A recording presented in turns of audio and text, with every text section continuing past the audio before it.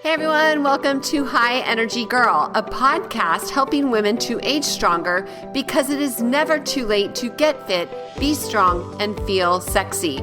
I'm your host, Tracee Gluhide, health coach and personal trainer and founder of HighEnergyGirl.com. Each week, we will either have a guest interview, which will provide you encouragement or an actionable tip to help you age stronger, or I will do a solo episode. Please also join our awesome Facebook group called High Energy Girls, and I'm looking forward to see you on the inside of that group and hope you enjoy today's show.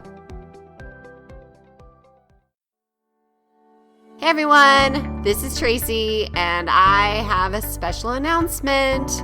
In order for me to help more women age stronger, I have created a 90-day one-on-one coaching program. And the goal here is to teach women over 50 how to age stronger while burning fat and boosting energy without going hungry or living in the gym. If you'd like more information, please hit me up at Tracee@HighEnergyGirl.com or friend me on Facebook and send me a message.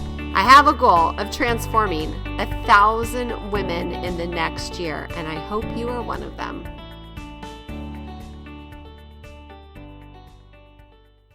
Hey everyone, welcome to another episode of High Energy Girl. And today we are going to talk about fitness with yours truly. That's right.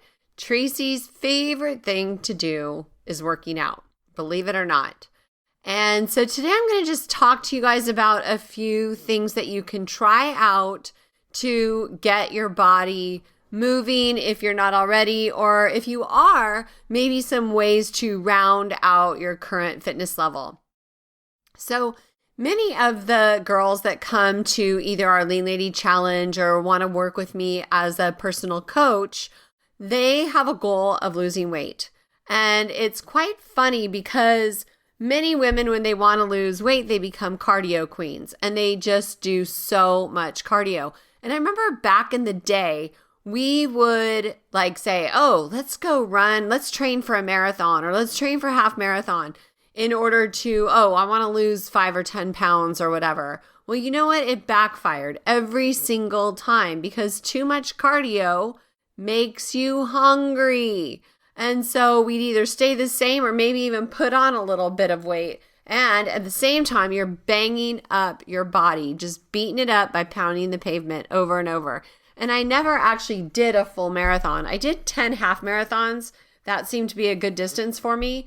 But in between each race, I was injured. I always had shin splints, patellar tendonitis. I always had some sort of a problem. And maybe that's because I'm bow-legged and pigeon-toed and just not built like a runner. But I started running in college. I actually really enjoyed that runner's high that you get.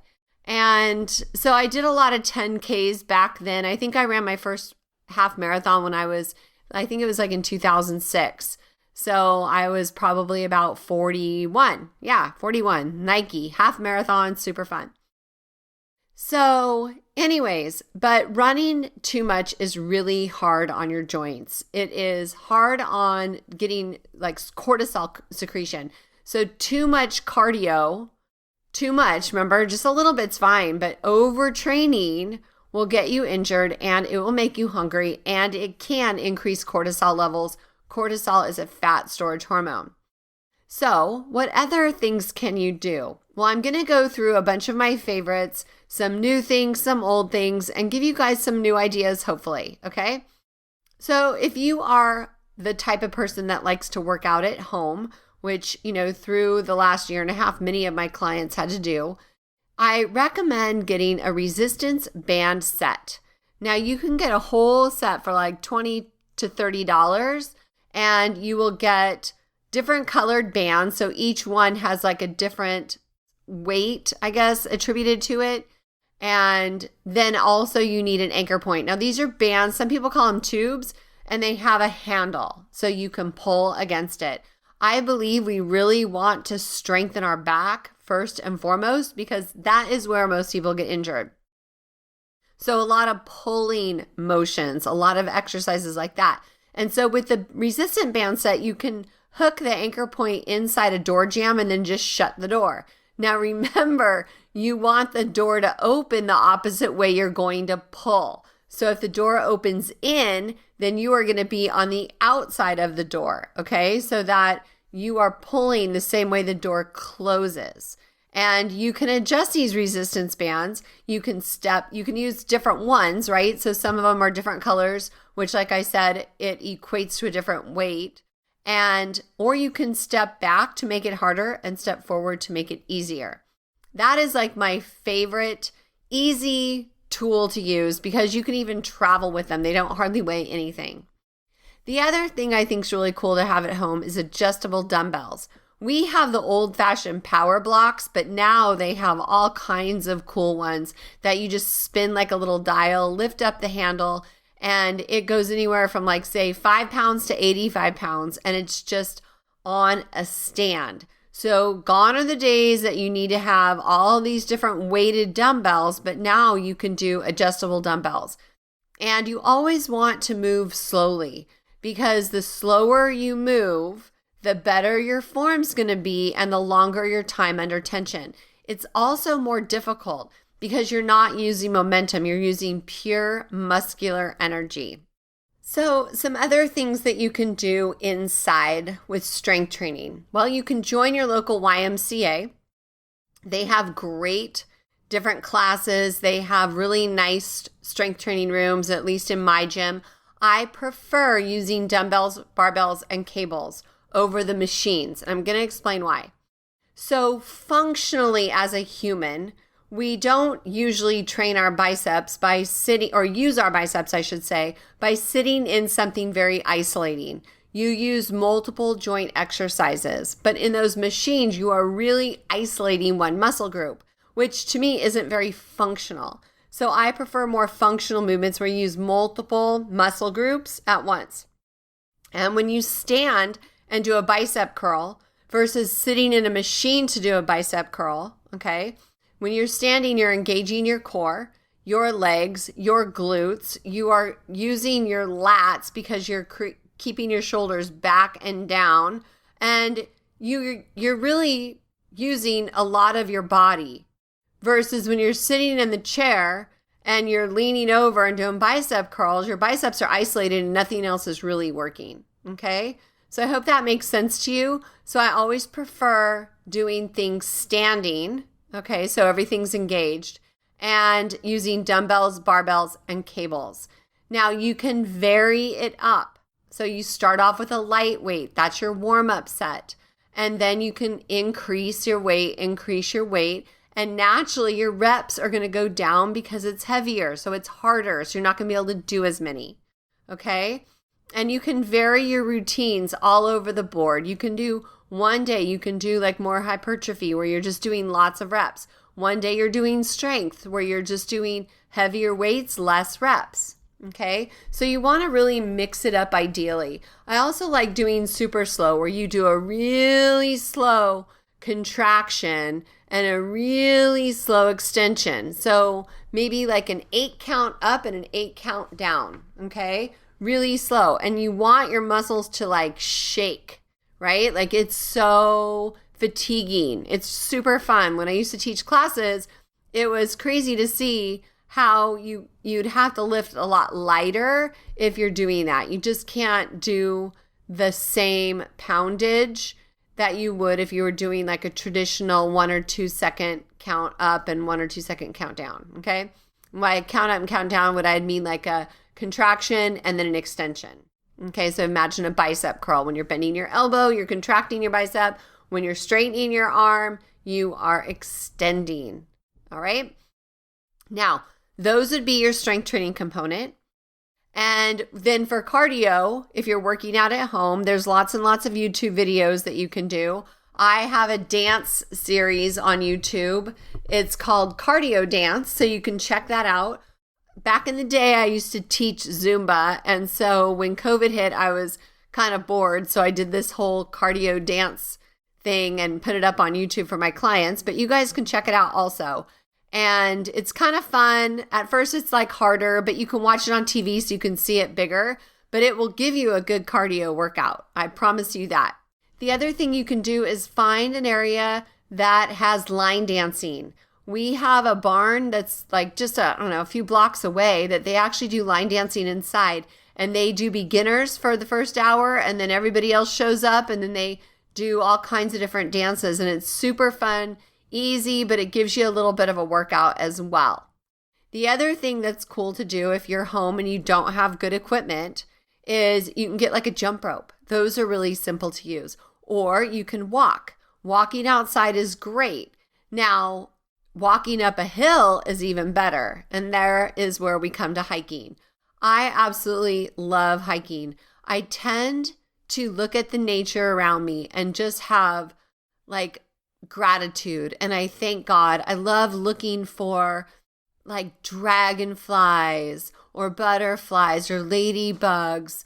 I love looking at amazing cloud formations and seeing a flower pop up on a dry summer day where all of a sudden there's this beautiful flower there. I saw one the other day when I was mountain biking with my hubby. It was a poppy, and they're out of season right now. So it was just kind of weird to see it in July. Hiking is great.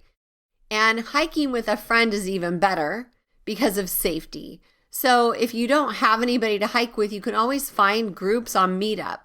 Meetup is a great website because you can just search up hiking in your city and you can find other people that want to do the same thing or that are already doing the same thing. And some of them are going to be beginners like you, or maybe you're not, but you know what I'm saying, right? Everybody's at different levels, and it's a really, really great way to get fresh air, to get sunshine, the happy vitamin D, of course, and just to kind of meditate and have gratitude and be out in nature. And just this last weekend, my husband and I, we went away. We went down to San Luis Obispo, Pismo Beach area, and we brought our tennis rackets, and we thought, oh, let's just go play tennis. We haven't done that together for a long time. And we get there, and there used to be 2 tennis courts. Well, now there was only one, and it was occupied, and it had somebody waiting. So the other tennis court, they turned it into 4 pickleball courts. 2 of them were empty. So I said, let's go to Big 5 and let's go get some pickleball rackets or whatever you call them, paddles. I don't even really know. And let's come back and play. So we did, very spontaneously, ran over to Big 5, came back, and just started playing. And we loved it. It was super fun, and we played for like an hour and a half. And one of the sides of the court, it's really cool because you have an ocean view. And my husband didn't like the glare of the sun, so he switched, and I got to look at the beautiful ocean and play pickleball, and it was fun. Now, the reason I liked it better than tennis is because of my shoulder. I have a chronic shoulder injury, which is getting better thanks to my amazing chiropractor, Dr. Luca Music in Morgan Hill. He's awesome. I highly recommend him. But I didn't want to exasperate the shoulder injury. When I played tennis with my son a couple months ago, I could really feel my shoulder. So the pickleball, it was amazing. I hardly felt anything. And the court is smaller. So in one tennis court, they were able to put 4 pickleball courts. And so we just had an absolute blast. On the way home, on the way to the courts from Big 5, we actually looked up a YouTube video to learn how to play. And we kind of learned, but we went out and had a great time. So then 2 days later, we went out to that court to go play again. And this really nice couple at the court next to us are like, hey, you guys want to play doubles? We're like, well, we don't even know what we're doing. And they're like, well, we'll teach you. So it was super cool. They came over and we played doubles with them, and they taught us a bunch of rules and having a good time. And the gentleman was actually 72 years old. I don't know how old his wife was, but I thought that's pretty cool. And they were telling us that there's people in their 80s that play. And they said they don't move too fast, but you get them at the net and they will not let a ball past them. So I thought that was pretty encouraging, that it's a new sport that we can play and enjoy it for years and years and years to come. So I told my husband, I said, okay, so in my dream backyard, he's a landscape contractor, mind you. I said, in my dream backyard, I want a pickleball court now. So fingers crossed someday, some year. But he said, well, we can play in the driveway in the meantime because we have kind of a big driveway. So he's like, I'll just buy a net and we'll play in the driveway for now. And let's go back to the hiking. So when we were away, we usually go on a hike behind our hotel. And I wanted to try something a little bit more rigorous. I mean, that one's about, 45 minutes or so, but I wanted to just try something new. And there is a mountain in San Luis Obispo called Bishop Peak that I'd heard of. And on the website, it says it's moderate. And I'll tell you, some of it's moderate, but when we get to this one area, they call it the Summit Trail, I think. It is switchback, so you're going up the hill and it's all rocks. Well, not all, but I would say a great deal of rocks. So you're really having to navigate stepping on all these different types of boulders. And he got super nervous at this one point because he was looking down at, like falling down the side of the cliff or the side of the mountain. And so he freaked out at one point. I was totally making fun of him. And he ended up getting on this like 20-foot boulder and crawling across it on his knees. I said, hey, babe, we can turn back. It's okay. We don't have to go to the very tippy top.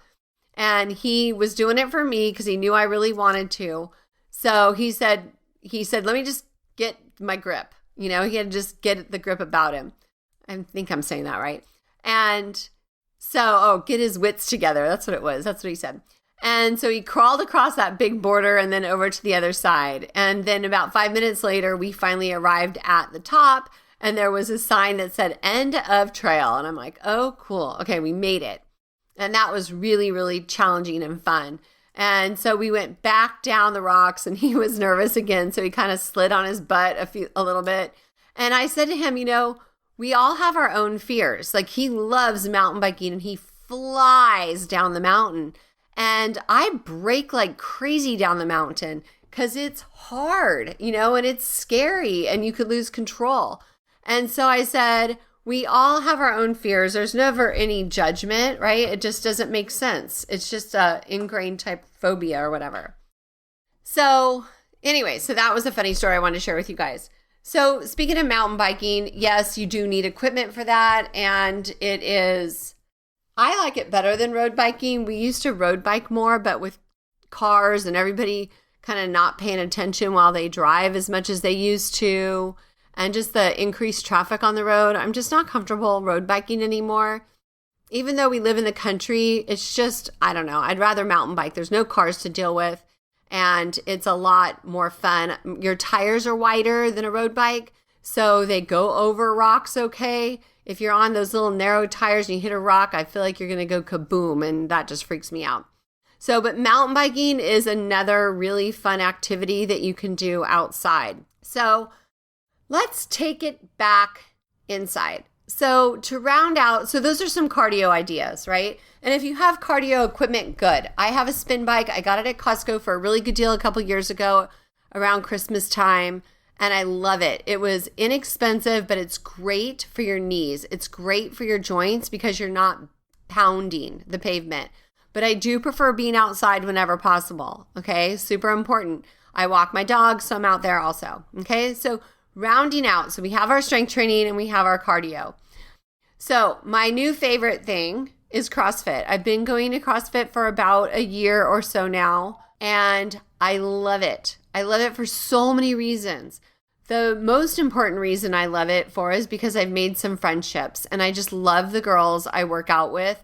Everybody is so encouraging for each other and the camaraderie is just amazing. We actually go out and do dinners. We hike together. We've gone line dancing together. We've done all kinds of really fun things. And the other thing I like about it is there's an active warm up that you're really doing conditioning work and warming up really well. And then you do a strength portion. So today we did bench press, and then you do a workout of the day, which usually incorporates strength and cardio together. And it's just, I always leave sweaty. I love challenging myself. I'm getting stronger. And it's really about functional fitness, right? Because you're doing a lot of things that you would be doing, like picking things up off the ground, moving things. Today we did suitcase carries, which means you're like walking and carrying something heavy in your hand, right? Which is like groceries. So it helps prepare you for things that you're actually going to really do in real life. And I also believe in everything you're doing, listen to your body, okay? It is not supposed to hurt. If it hurts, you either have to do something different or you have to check your form, All right. So today we're doing bench press. And because of my shoulder, I don't do the typical like wider gripped bench press where your elbows go out to the side. I do more of a tricep bench press just because it feels better on my body. I can't lift as heavy as I used to this way, but I don't feel any pain. So instead, until my shoulder is fully healed, then I'm going to stick to it because it just doesn't hurt. So, but please listen to your body and make sure you have proper form.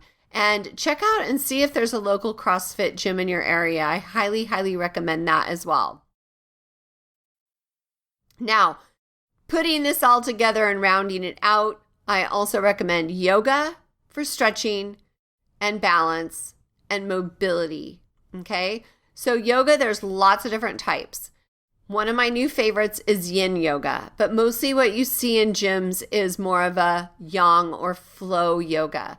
So the Yang or flow yoga uses a lot of muscular energy. So it's like a muscle. You work your muscles. You do a lot of flexibility. Whereas the Yin Yoga, you get into a pose and you hold it for a long time.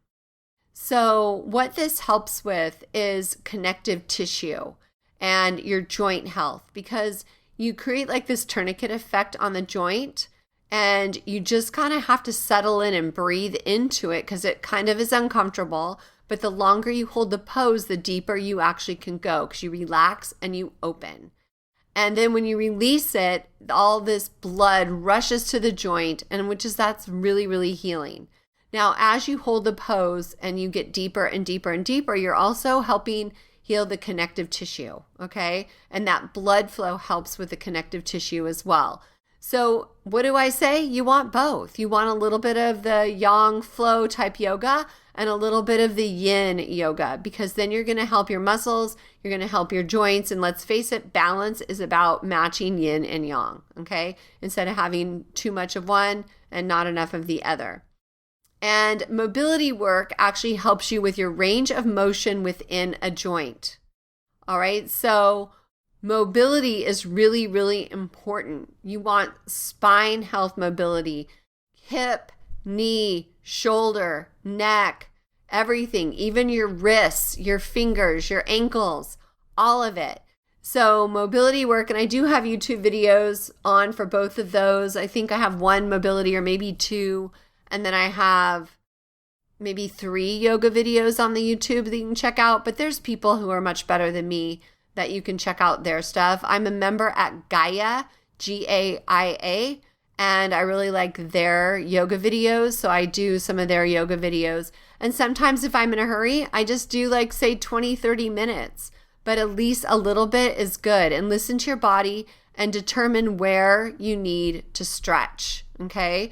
So often we sit so much that our hips get really tight and our low back gets really weak, right? So because it's in like a posterior pelvic tilt. So you want to strengthen your back and stretch your hips and your chest. And so some things that you can do is lay back on a pillow and open up your arms like angel wings and just let the arms flow back so you can stretch out your chest and your shoulders. Or leaning into a door jamb is awesome. You just put your arms up like field goals and you just put the forearm on the jamb of the door and lean forward so that you can open up and stretch your chest. All right, you guys, I think that about covers everything. So I hope you enjoyed the show today. I just had a break between guests, which is kind of fun to do, so that I can just have a conversation with you. So please do me a favor and let me know what one new thing will you try out. Just one new thing. So if you haven't already done so, please head on over to iTunes, leave us a rating and review, and share this episode with a friend. Come back next week and we will have a new guest. Thanks so much for listening. Make it a great day, you guys. This podcast contains the opinion and thoughts of its host and guests. It is intended to provide helpful and informative material on the subjects covered. All statements made on the podcast have not been evaluated by the FDA and are not intended to diagnose, treat, cure, or prevent disease. If the listener requires professional assistance or advice, please contact your personal medical doctor. Both host and guest specifically disclaim any responsibility for any liability, loss, or risk, personal or otherwise, which is incurred as a consequence directly or indirectly of the use and application of any of the contents of these episodes. Like I said, this is my opinion and I could be wrong.